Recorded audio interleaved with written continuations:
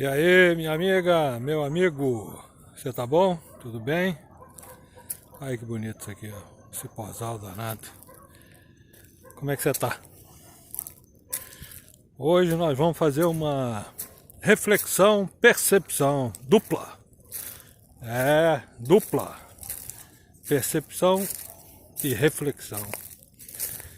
Sobre um tema muito importante, né? Que todos nós temos, desde pequenininho até no fim da vida, né?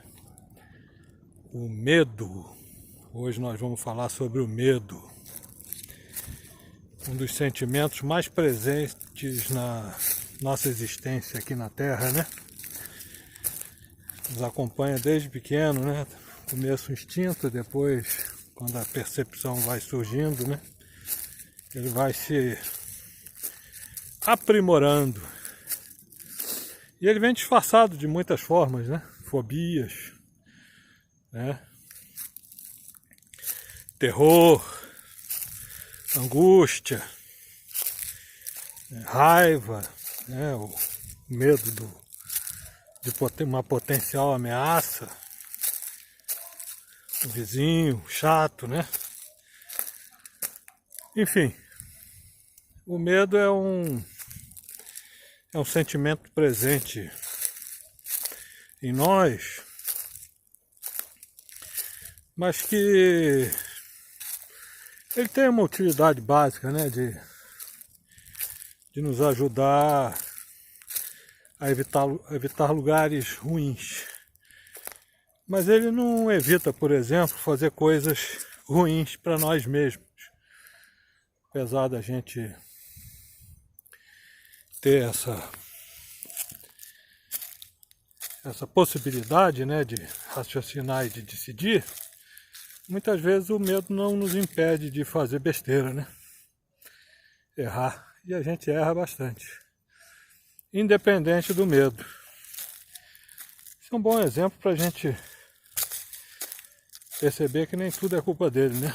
A maior parte é culpa da nossa forma de interagir com essa realidade. Agora, o medo, ele tem um aliado muito poderoso, que é a nossa expectativa de futuro. Quando a gente foge do nosso momento atual, quando a gente sai desse instante, quando a nossa cabeça divaga, o medo aumenta. E aí a gente reage nesse instante, ou por ansiedade, ou por angústia, ou por depressão, por medo de uma coisa que a gente imagina que vai acontecer. Vou dar um exemplo recente. Recentemente foram levados para averiguação 29 pessoas que apoiavam aí o presidente. Certo? O que aconteceu naquele momento? Imediatamente, uma galera ficou com medo. Interessante isso, né? A principal resultante daquela ação foi o estabelecimento de medo nas pessoas que tinham identificação com aquelas 29 pessoas, né? O que aconteceu com elas, essas outras pessoas? Nada. Foi simplesmente o medo de um evento que pudesse eventualmente se repetir com eles. E aí houveram as reações, houveram uma série de posicionamentos, e aí aquele que as pessoas apoiavam foi aí na televisão e falou: chega, acabou, não sei o quê. Aí o que aconteceu? Não aconteceu nada de fato, mas o outro lado que havia ficado relativamente tranquilo naquele evento, ficou com o quê? Com medo. E as pessoas que tinham sido atingidas ou que tinham imaginado a possibilidade de serem atingidas, ficaram mais tranquilas. Enfim, não aconteceu nenhuma coisa nem outra. Mas, de uma maneira ou de outra, você sentiu medo, sentiu alívio. Certo?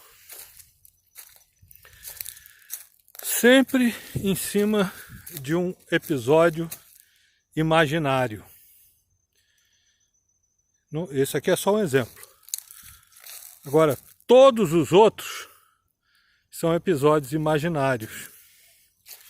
O medo, a angústia, o terror, o pavor, ele surge de um episódio imaginário que a gente vem a idealizar na nossa cabeça, que não para de pensar um segundo, né? Eu dei esse exemplo aí apenas como exemplo. Não vamos politizar o medo, porque ele é um direito de todos. Mas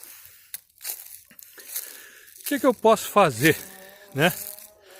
Tem gente que se tranca em casa, fica debaixo da coberta, apaga a luz, passa 1 ano, 2 anos, 3 anos assim, né? Primeira coisa, precisa procurar ajuda. Uma ajuda profissional, se for possível, né? E não sendo possível, você precisa tentar trazer a tua convicção e a tua realidade para esse instante, para esse momento. Esquecer negócio de futuro. Uma amiga minha me ligou outro dia, uma senhora, né? Às vezes pessoas me ligam assim para perguntar coisas. E ela tem 75 anos, tem uma boa condição. Ela não vai ver esse vídeo. Então ela tem um apartamento que vale uns 800 mil reais, tem 300 mil reais numa aplicação e recebe uma aposentadoria de 2.200, 2.300 reais, né? E ela muito preocupada porque ela não teria condições econômicas para enfrentar o futuro. Foi um pouquinho antes da pandemia isso.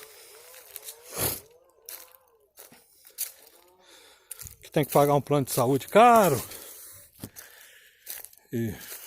Enfim. Eu fiz umas contas com ela e consegui, pelo menos num primeiro momento, fazê-la entender que ela tem um patrimônio de 800 mil reais, tá? Na pior das hipóteses, ela tem 800 mil reais, tem, quanto é que é? Aliás, 1.200.000, 1.100.000 reais, 300 mais 800, não é isso? É. Então, se ela vendesse o apartamento, fosse morar em algum lugar alugado, né? Ela teria 200 meses de mais 6 mil reais, teoricamente, né? Para integrar nos 2.200 dela, o que dava uma renda de 8 mil e poucos reais, o que dava ela alugar um lugar, se fosse o caso, uma kitnet, um quarto-sala. Ela mora num 2 quartos bons ali, né? E viver tranquila com o saldo de recursos que ela tem. Então, através de um raciocínio, ela conseguiu se acalmar, tá certo? Mas não ficou feliz, porque ela falava o seguinte: é a minha casa própria. Eu falava: fulana, você tem 75 anos, você vai querer estar com 100 anos com casa própria, pra quê? Tá certo? A gente quer casa própria para fugir do aluguel no período da vida, sei lá, dos 30 aos 60, 70, né? Para não pagar aluguel, ou pelo menos reduzir seu custo, né, de despesas, se bem que às vezes até compensa pagar o aluguel, né? Então, esse medo dela a estava consumindo porque ela não conseguia pensar numa alternativa, né? E vivia numa expectativa de sofrimento que não era real, né? Primeiro que ela já tinha o dinheiro agora, né? Tinha lá os 300 mil. E isso acontece com todo mundo, não é só com ela, não. A pessoa fica apavorada que vai perder o emprego, a pessoa fica apavorada que vai ter 2, 3 filhos, não vai ter dinheiro para custear os estudos e a vida dos filhos, né? Ninguém sabe o futuro. A verdade é essa. Ainda mais agora, né, que a gente está vivendo um momento aí totalmente diferente, né? Aí, que legal. A gente está vivendo uma experiência toda nova na história da humanidade. Então, vem para o momento agora, vem para esse instante. Vive este dia, esse segundo. Enquanto a gente está conversando aqui, você não tem nenhum problema, certo? Você está me ouvindo e eu estou falando com você e está tudo certo, né? Vamos jantar e acabou, vamos dormir. Cada um na sua, né? E assim é a realidade. Agora, se eu for para daqui a 3 meses, para daqui a 6 meses, quebrou tudo. O shopping não abriu. Eu tinha um negócio que não foi para lugar nenhum. Eu perdi o emprego. E aí? Né? Então, concentra a tua realidade nesse instante. É lógico que a gente pode planejar, mas a gente não pode ter medo do futuro.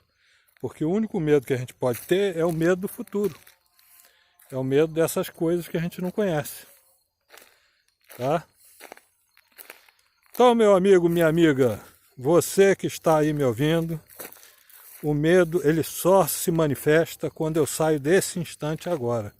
Eu sei que é difícil ficar aqui, tá? Não estou falando que é fácil, mas estou te sugerindo que tente. Tente ficar aqui, tente ficar nesse momento. Quanto mais você conseguir se estruturar para viver um dia de cada vez, com a sua cabeça focada nesta realidade, né? Mais você vai conseguir ser feliz e ter menos medo. Agora, sentir o medo não tem problema nenhum, isso aí faz parte. Se trabalha para dessentir esse medo. Tem uma trilha aqui que é uma trilha secreta. É uma trilha ali, ó. Tem ninguém. Será que eu vou ficar com medo de entrar ali? Isso aí. Nada de medo, hein? Vamos junto. É aqui, ó. Agora. Viu que eu tirei a barba, né? Maravilha. Beijo.